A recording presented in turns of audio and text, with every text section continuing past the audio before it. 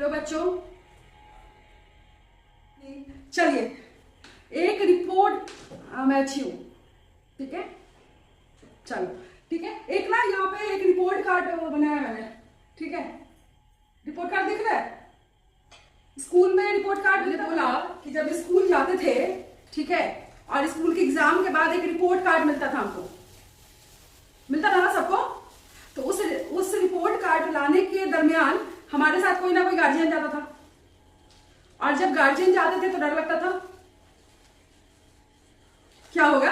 हाँ, तो यही एक रिपोर्ट कार्ड ना हम लोग को हेल्थ में भी मिलता है कि हेल्थ केयर ओवरव्यू है ये, ठीक है। एक कार्ड बना हुआ है जिसमें पेशेंट है कोई तो, ठीक है, और उनका एक्सेस किया हुआ है, रजिस्टर्ड है वो, उनका चेकलिस्ट है जिसमें वाइटल्स चेक किया गया है, मेडिकेशंस भी दिए गए हैं, ठीक है, लैब रिपोर्ट के लिए भेजा गया होगा, स्कैन कंप्लीट किया गया, वाइटल्स मॉनिटर किया गया है, ठीक है। ये बताओ कि ये चार्ट क्या रिप्रेजेंट कर रहा है, किसी को आइडिया है? वाइटल साइन क्या दिखा रहा है? ये चेकलिस्ट क्या दिखा रहा है? वाइटल साइन, ठीक है। अब कोई हमको ये बताओ कि वाइटल साइन होता क्या है, ये बताओ कि वाइटल साइन होता क्या है।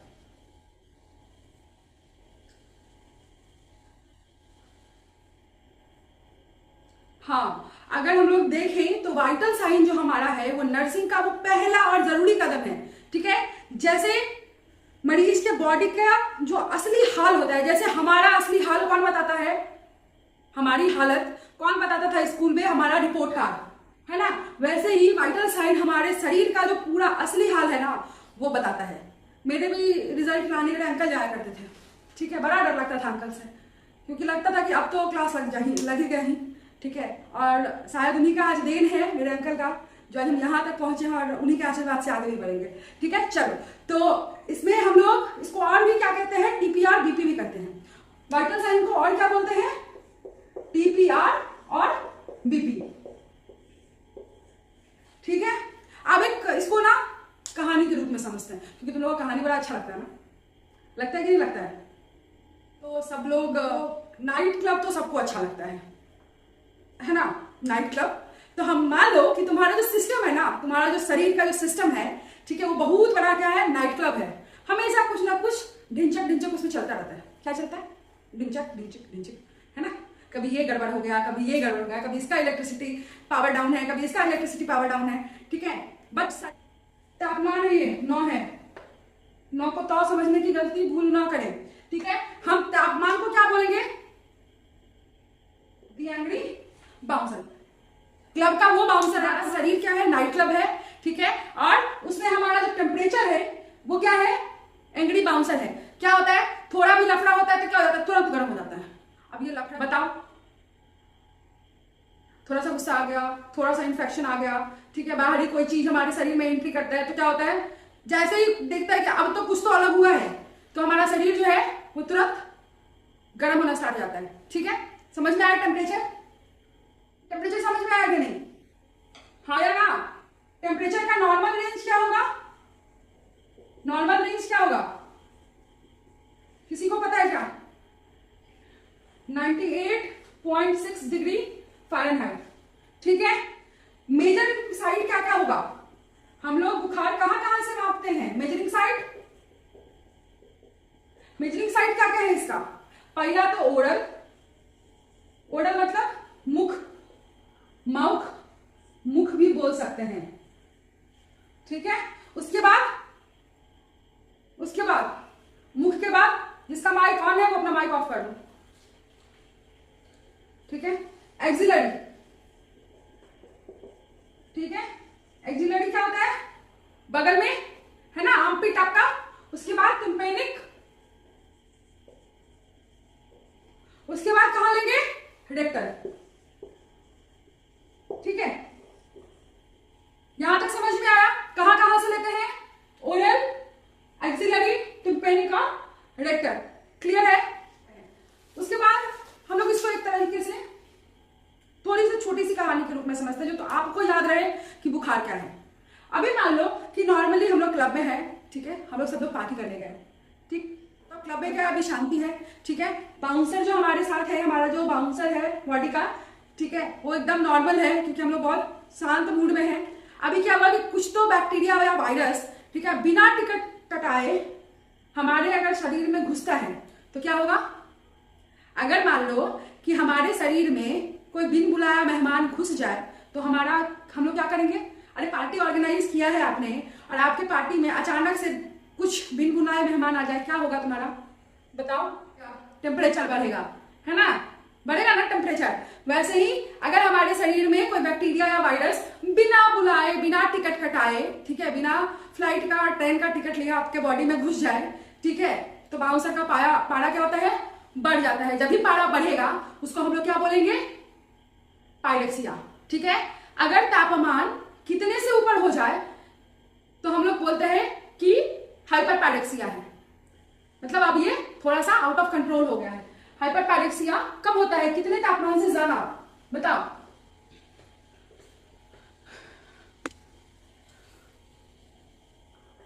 $105 से ज्यादा अगर फीवर है, ठीक है, 105 डिग्री फ़ारेनहाइट से ज्यादा अगर आपका टेम्परेचर चला गया है, मतलब क्या आपको हाइपर पायरेक्सिया है। ठीक है, समझ में आया? अब थोड़ा इसको हम लोग गहराई से देखते हैं। ठीक है, आज हम लोग टेम्परेचर को ही देखेंगे, टेम्परेचर पे फोकस करेंगे। तो टेम्परेचर जो है, इसमें नर्सिंग में इसे क्या लिखते हैं हम लोग? टी। टेम्परेचर को कैसे डिनोट करते हैं? टेम्परेचर को कैसे डिनोट करते हैं? टी। टी मतलब टेम्परेचर, है ना? टेम्परेचर। तो हम लोग टी से डिनोट करते हैं किसको? टेम्परेचर को। ओके, अब हमारे शरीर में, ठीक है, अब नॉर्मल लैंग्वेज में समझते हैं कि अब हमारे शरीर के अंदर जो गर्मी होती है ना, ठीक है, हीट का जो प्रोडक्शन होता है ना, ठीक है, वो बाहर निकलने वाली जो गर्मी होती है, ठीक है, जिसको हम लोग हीट लॉस बोलते हैं, उसका क्या होता है? बैलेंस होता है। अब क्या है कि आपके दिमाग में जो हाइपोथैलेमस है ना, हाइपोथैलेमस का नाम सुना है क्या? हाइपोथैलेमस का नाम सुना है क्या? हाइपोथैलेमस, ठीक है, हमारे जो दिमाग में हाइपोथैलेमस रीजन जो है, ठीक है, कौन सा रीजन? पढ़ते चलिए, साथ में याद कीजिएगा तो याद हो जाएगा।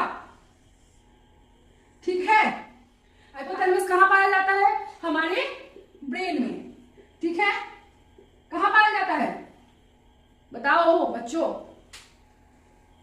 ब्रेन में। ठीक है, तो हाइपोथैलेमस रीजन है, वो क्या रेगुलेट करता है? वो हमारे टेम्परेचर को कंट्रोल करता है। ठीक है, अभी जस्ट मैंने बताया था कि टेम्परेचर को हम लोग 4 जगह से मुख्य मापते हैं। पहला कहां?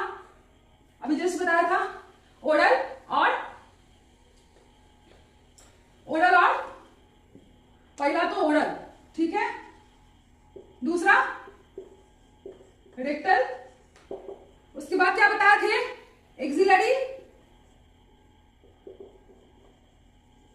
और इसके बाद टिम्पैनिक।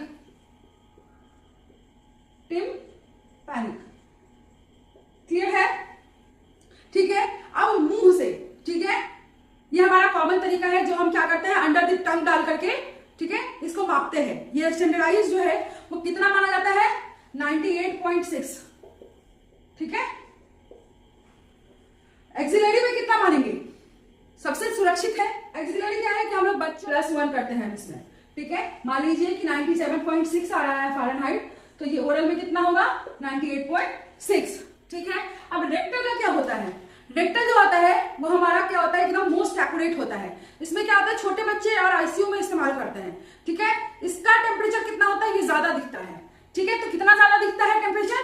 1 डिग्री फ़ारेनहाइट ज्यादा दिखता है के लिए भी। और दूसरी चीज क्या है कि प्रैक्टिस मेक्स मैन परफेक्ट। ठीक है, आज हमको नहीं आएगा, हम एक दिन में टेम्परेचर घटाना बढ़ाना नहीं सीखेंगे। ठीक है, लेकिन अगर हम बार बार ओरल, रेक्टल और एक्सिलरी का अंतर समझेंगे, ठीक है, तो आज न कल हम इसमें परफेक्ट हो जाएंगे। क्योंकि जब डेली तो पेशेंट का टेम्परेचर देखोगे ना, डेली टेम्परेचर जब हम मापते हैं तो हमको अंतर समझ में आता है। क्या अंतर समझ में आता है कि ओरल में मान लीजिए अगर 100 है तो रेक्टल में कितना होगा? अभी जस्ट बताया है, अगर मेरा ओरल का टेम्परेचर 100 डिग्री फ़ारेनहाइट है तो रेक्टल का टेम्परेचर कितना होगा? 101 डिग्री फ़ारेनहाइट होगा। और अगर ओरल का टेम्परेचर 100 डिग्री फ़ारेनहाइट है तो हमारे एक्सिलरी का टेम्परेचर कितना होगा? 99 डिग्री होगा। ठीक है, तो यही समझा रहे थे ना कि 98.6 डिग्री का फ़ारेनहाइट यहाँ पे है, तो ये कितना होगा? 97.6 डिग्री होगा, है ना, फ़ारेनहाइट, और ये कितना होगा 99.6 डिग्री फ़ारेनहाइट, ठीक है, 1 डिग्री ज्यादा, ठीक है। अगर हम इसको 100 मान के चलेंगे तो ये हमारा 101 होगा और ये हमारा एक्सिलरी 99 होगा, ठीक है। कोई दिक्कत? उम्मीद करते हैं समझ में आया होगा, ठीक है। चलो, अगर मान लो कि अगर हमको टिम्पेनिक लेना है तो एक तो हम लोग टिम्पेनिक भी पढ़ेंगे, कान से लेना है। इसमें क्या करते हैं, इसमें नॉर्मल टेम्परेचर से नहीं लेते हैं, इसमें इंफ्रारेड थर्मोमीटर का यूज होता है और 1 सेकेंड के अंदर रीडिंग ली जाती है, ठीक है। 5, 6, 7, 8, 9 क्लियर है? क्लियर है क्या? हाँ, किसका जरूरी? टेक्निकल टर्म्स देखते हैं फीवर का। आगे बढ़े, यहां तो समझ में आया?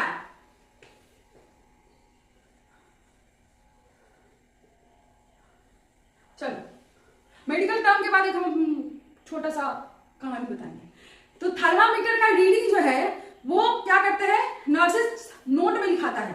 हमने अभी देखा था ना एक बड़ा सा चार्ट मैंने बना करके बताया था ना, ठीक है। तो हम लोग जो टेम्परेचर का रीडिंग है, ठीक है, वो कैसे बदलता है हम लोग ये देखते हैं। पहला हम लोग अभी क्या पढ़ रहे हैं वो हमको बताएगा।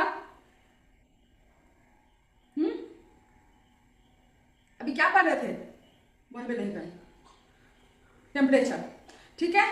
तो टाइप्स ऑफ टेम्परेचर मतलब नर्सिंग की जो है क्या है, मेडिकल टर्म्स थोड़ा सा देखते हैं कि रीडिंग कैसे बदल जाता है। तो अगर मान लो कि हम लोग फीवर को क्या बोल सकते हैं, फीवर को हम लोग क्या बोल सकते हैं, मैंने फर्स्ट क्लास में भी बताया था कि बुखार को हम लोग क्या बोल सकते हैं, पायरेक्सिया बोल सकते हैं। क्या बोल सकते हैं?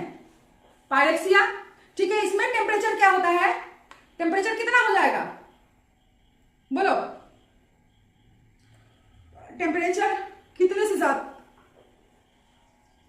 हाँ 99 डिग्री फ़ारेनहाइट से ज्यादा या 37.2 डिग्री सेल्सियस से ज्यादा, ठीक है।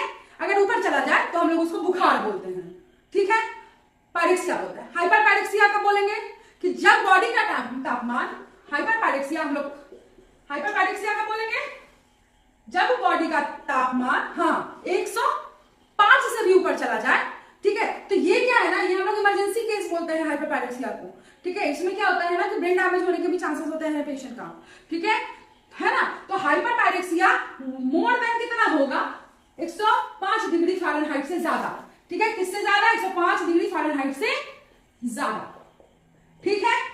अब हाइपोथर्मिया, मैम बहुत हाइपर पढ़ा दिया, अभी हाइपर हो गया है, थोड़ा सा ठंडा हो जाइए, है ना,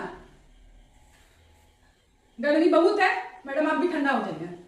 तो क्या होता है, न्यूबॉर्न में सबसे ज्यादा देखा जाता है। न्यूबॉर्न में जो जन्मजात बच्चे होते हैं, जो जन्म लेते हैं, उन बच्चों में ये सबसे ज्यादा देखा जाता है। क्या देखा जाता है, हाइपोथर्मिया। हाइपोथर्मिया सुनते हैं कि नहीं सुनते हैं, कभी सुने हैं कि नहीं, शरीर का ठंडा पड़ना। मम्मी लोग बोलती है ना, मतलब मम्मी लोग भी बोलती है, स्टाफ लोग भी बोलते होंगे कि बच्चा ठंडा पड़ गया है, ठंडा पड़ जाने के कारण बीमार हो गया, ठीक है, उसको भर्ती करना पड़ा है, ठीक है। तो जब तापमान किसी से नीचे 95 डिग्री फ़ारेनहाइट से नीचे, अगर बॉडी का तापमान 95 डिग्री फ़ारेनहाइट से नीचे और 35 डिग्री सेल्सियस से नीचे चला जाए तो बॉडी कैसा हो जाता है, ठंडा पड़ने लगने लगता है, ठीक है। तो ये अक्सर कब होता है, मान लीजिए ठंडे मौसम में होता है, ठीक है, बहुत ज्यादा ठंड है, उसमें बच्चों में ज्यादातर देखने के लिए मिलता है। और अगर बॉडी फेल्योर अगर होने लगता है तो उसमें भी हम लोग इसको देखते हैं। यहां तक क्लियर है बच्चों, हाँ या ना? चलिए अब हम लोग एक टाइप्स देख लेते हैं, ठीक है। हम कितना टाइप्स बताइएगा, बुखार का भी टाइप्स होता है, बुखार के प्रकार, ठीक है। तो फीवर के कितने टाइप्स होते हैं, कितने टाइप्स होते हैं बच्चों, 4 मुख्य टाइप्स होते हैं, 4, ठीक है, टाइप्स ऑफ फीवर। तो अब जो क्लब के बाउंसर है उसका गुस्सा कैसा कैसा है बताओ, तुम्हारे जो क्लब के बाउंसर हैं, ठीक है, उनका गुस्सा भी अलग अलग तरीके का होगा, सबका गुस्सा अलग अलग तरीके का आता है कि नहीं है। फीवर देखते हैं, पहला फीवर का टाइप क्या है, कंटिन्यूअस फीवर। कौन सा fever, continuous fever. Continuous fever जो है इसमें क्या होता है, बुखार जो होता है कैसा होगा, लगातार रहता है पूरे दिन में, ठीक है, मतलब कितना से ज्यादा उतार चढ़ाव नहीं होता, 1 डिग्री सेल्सियस से ज्यादा उतार चढ़ाव नहीं होता है, ठीक है। ये क्या होगा, ये इसका एग्जाम्पल क्या हो सकता है, टाइफाइड। टाइफाइड में देखते होंगे ना कंटिन्यूअस बुखार रहता है। कैसा बुखार होता है टाइफाइड में, कैसा बुखार होता है बच्चों, कंटिन्यूअस बुखार होता है। इसमें ना कोई चेंज नहीं देखने के लिए मिलता है, मतलब ज्यादा उतार चढ़ाव नहीं होता है, 1 डिग्री सेल्सियस से ज्यादा उतार चढ़ाव नहीं होता है, ठीक है। दूसरा हम लोग क्या देखते हैं, रेमिटेंट। क्या देखते हैं, रेमिटेंट। रेमिटेंट फीवर, कैसा फीवर, ठीक है, बुखार पूरे दिन रहता है, ठीक है, और 2 से ज्यादा ऊपर नीचे होता है। कभी कभी क्या होता है, कभी कभी क्या होगा, ठीक है, बुखार कैसा होगा, पूरे दिन होता है, ठीक है। बुखार कैसा रहेगा इसमें, रेमिटेंट में कैसा रहेगा, डांस करते हुए आएगा, लेकिन कभी नॉर्मल टेम्परेचर पे नहीं आएगा, ठीक है, हमेशा ऊपर नीचे करेगा, ठीक है। कैसी, हाँ, तो बुखार, अच्छा नहीं, रेमिटेंट में ठंड लगते हुए बुखार नहीं आता है, ठीक है। बुखार इसमें पूरे दिन रहता है, ठीक है, 2 डिग्री से ज्यादा ऊपर नीचे होता है, लेकिन कभी भी नॉर्मल टेम्परेचर को नहीं छूता है। वो बीमारी क्या बोल रहे हैं ना कि ठंड लग करके बुखार लगती है, ठीक है, उसमें क्या होता है कि बुखार नॉर्मल भी होता है, लेकिन इसमें रेमिटेंट में फीवर नॉर्मल नहीं होता, ठीक है। नहीं, ये मलेरिया का लक्षण नहीं है, हाँ, ठंड लग के बुखार लगना। अब हम लोग देखते हैं क्या क्या क्या देखा, पहला तो देखा कंटिन्यूअस, दूसरा देखा रेमिटेंट, अब तीसरा देखेंगे इंटरमिटेंट। तीसरा क्या देखेंगे, इंटरमिटेंट। Intermittent fever. इंटरमिटेंट में क्या होता है, बुखार आता जाता रहता है, दिन में कुछ घंटों के लिए बुखार रहेगा, बाकी समय क्या होता है, नॉर्मल हो जाएगा। ये किसका लक्षण है, मलेरिया का। ये किसका लक्षण है, मलेरिया का। समझ में आया, पहला तो क्या था, कंटिन्यूअस फीवर, दूसरा था रेमिटेंट, तीसरा है इंटरमिटेंट, और चौथा कौन सा होगा हमारा, रिलैप्सिंग। रिलैप्सिंग फीवर, कैसा फीवर, रिलैप्सिंग फीवर। इसमें क्या होगा, कुछ दिन बुखार रहेगा, फिर 2-3 दिन के लिए गायब हो जाएगा, फिर अचानक से वापस चला आएगा। मतलब क्या, मतलब क्या, जैसे कभी कभी आप लोग एकदम जोश के साथ आते हैं, फिर 1-2 दिन के लिए गायब हो जाते हैं, फिर जोश से हटता है, फिर 2-3 दिन के लिए वापस चले आते हैं, है ना।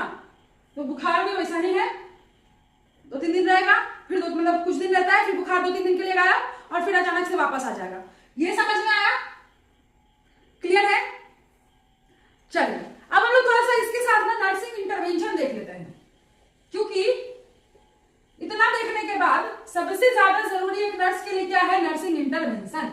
मतलब आपके जो इंपॉर्टेंट दायित्व हैं उसको देखना बहुत जरूरी है, ठीक है। तो नर्स की कुछ इंपॉर्टेंट जिम्मेदारियां हमको कोई बताइए, ठीक है। कभी सुने हैं, कुछ प्रोसीजर्स होते हैं, ठीक है, कभी किया है क्या हॉस्पिटल में ट्रेनिंग के समय में, है किया है क्या।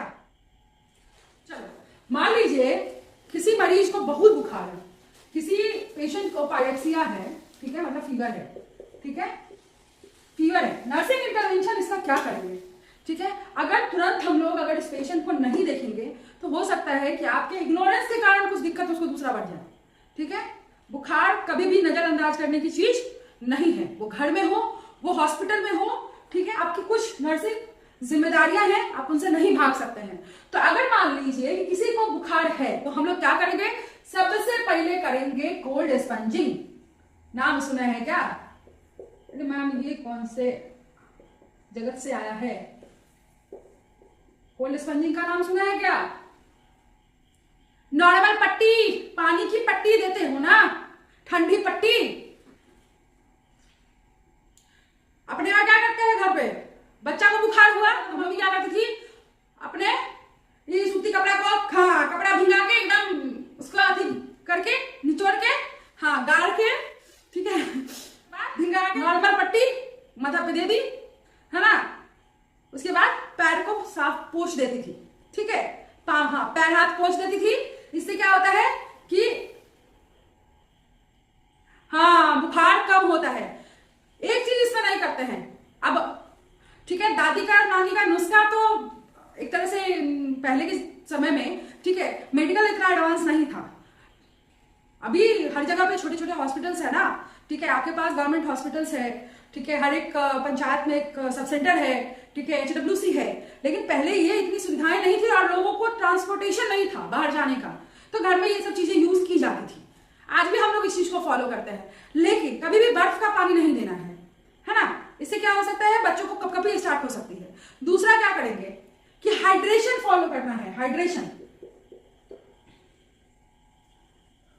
अब ऐसा नहीं कि बच्चा को बुखार है तो क्या करना है, पानी नहीं पियो, खाना नहीं खाओ, भूखे रहो, ठीक है, तो पानी पीने देना है, ठीक है। लिक्विड डाइट दे सकते हैं आप उसको, क्योंकि क्या होता है कि फीवर में बॉडी डिहाइड्रेट होने लगता है, इसलिए हाइड्रेट करना बच्चों को जरूरी है। या फीवर अगर किसी को भी है, बच्चे ही नहीं एडल्ट में भी डिहाइड्रेशन होने लगता है, तो इसलिए हाइड्रेशन जरूरी है। तो नर्स का पहला तो क्या है कि कोल्ड स्पंजिंग, दूसरा क्या है हाइड्रेशन, उसके बाद क्या है मेडिकेशन,